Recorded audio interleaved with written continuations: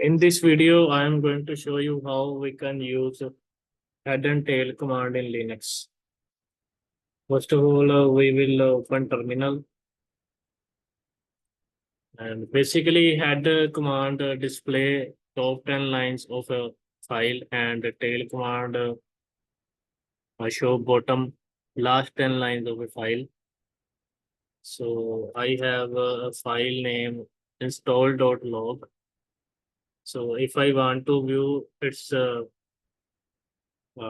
10 lines, I can issue this command add and then the file name.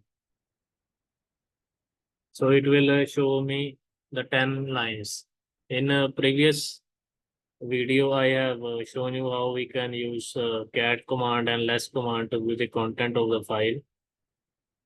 And if you want to view the last 10 lines, we can use the tail command and then specify the name of the file. So it will show me the bottom 10 lines of the file. So if you want more restrictive display, you can use n minus n parameter. Say I want to view only the first 3 lines. So I can issue add minus n.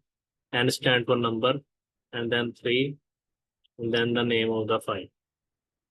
So it will show me the top 3 lines of the file.